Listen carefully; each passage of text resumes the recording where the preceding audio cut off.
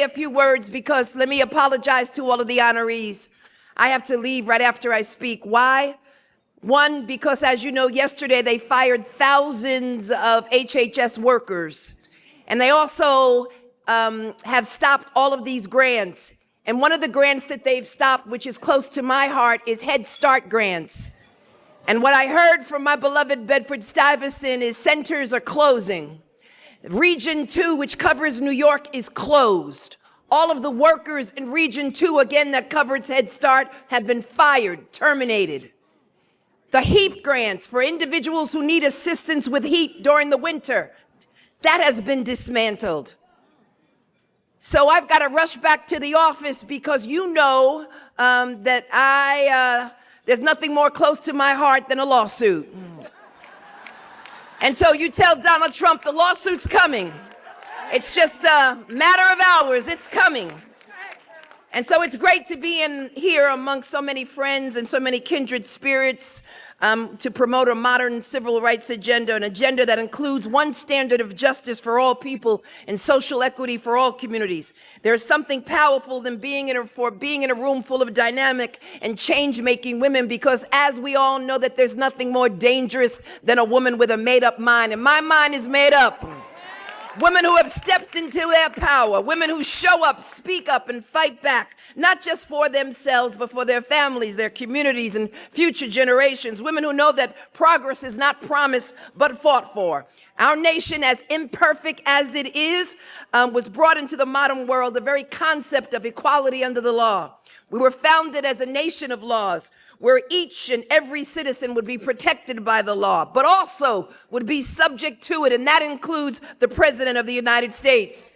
And as we see efforts to change that noble history, it is incumbent upon all of us in this room, to step up and to speak out. The Constitution laid out clear guidelines on how to run our government, on how to protect our most basic rights, and on how to ensure against tyranny. Especially now, as we see the new administration in Washington on a literal rampage of lawlessness, cruelty, aggressiveness, and overt bigotry, reducing the depth and breadth of our federal government. Our standing across the globe has been diminished, and our economy is tanking right now. The purposeful destruction of our Constitution as we know it, with rapidity and intentionality. A nation whose very existence is predicated upon beliefs of checks and balances within our government. And yet, we are seeing Republican members of Congress acquiesce, capitulate, bow down, cooperate, ignore their responsibilities and their duties. And typically this includes attacks on the concept of fairness and equality and living together and thriving in a pluralistic, multiracial democracy, one founded on respected diversity. Willful Republicans standing feckless, emancipated.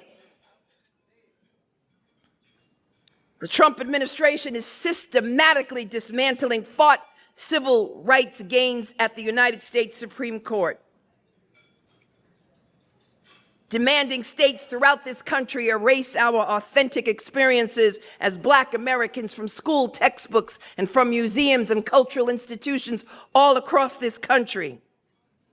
He issued an executive order ending 60 years of protection against racial discrimination in federal contracting and hired.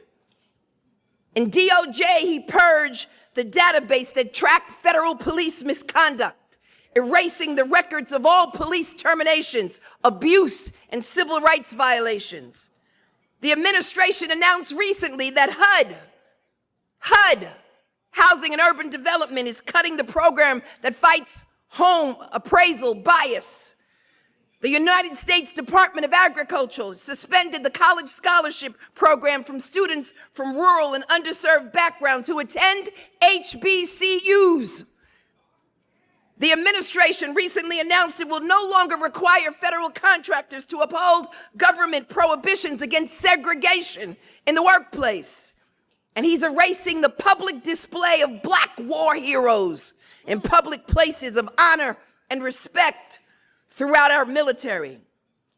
And you know, most recently, Donald Trump has dismantled the Department of Education, which protects all of our public school children, equal and civil rights, and so much more.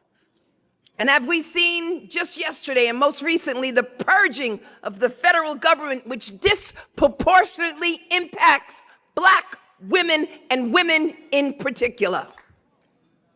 Cuts to Medicaid. The privatization of Social Security is coming.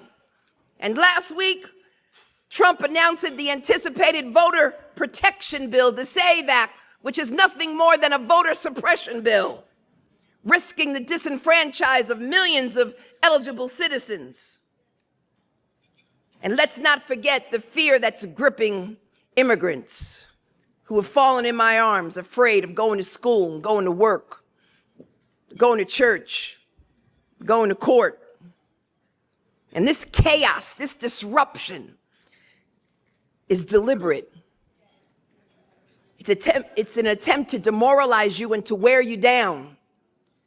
But all of us who believe in the promise of America, who want a society built on the rule of law and who are committed to equal justice, responsible for speaking out, resisting, and using every available tool at our disposal to protect our fragile democracy.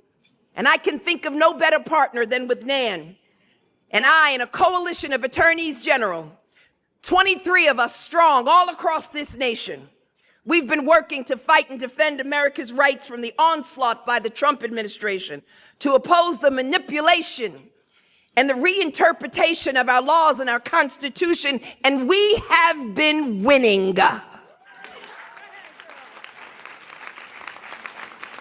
We filed legal actions, lawsuits, briefs to combat President Trump's illegal efforts, winning temporary restraining orders, preliminary injunctions, one after one after one, because we were ready. We anticipated this. And each and every day he files an illegal executive order, we strike back. And so as the Attorney General of this great state, I want you to know that we are prepared to battle to save our democracy, to not sit idly by while he ushers in a totalitarian form of government. Because democracy, my friends, requires courage. And courage runs through our DNA as a people.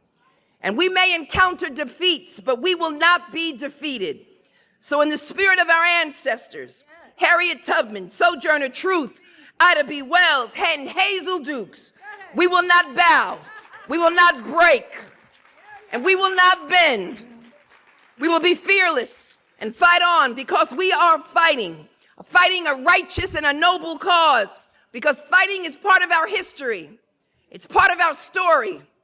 And some of the strongest souls have emerged, seared with scars and bloodied, but we still fight on. They never bowed. They fought on in honor of our ancestors, in honor of all of their sacrifice. We've got to fight on. And all of the progress that we have made, we must fight on. Because I refuse to surrender my rights. Fight on, because I've been trained by adversity and tried by fire, because I'm from Brooklyn. Because I'm a part of a fellowship of fighters. Fight on, because I won't slow down. I won't back up. And you can rest assured that I won't shut up either. My mission is clear. I'm focused. I'm prepared. I'm ready. I've been trained by the best. I went to Howard University that overturned legal segregation in this country. I've been taught in those classrooms where Thurgood Marshall once taught. I'm not afraid of no president. Donald Trump, we're ready for you. We're coming for you. We're standing up for you. We're fighting on. We're not going down silent. Victory, my friends, is clear. It's now. And I'm not waiting 4 years. I'm waiting 2. until a speaker by the name of Hakeem Jeffries comes to bring us some rest. Come on, ladies, it's up to us. We saved this democracy.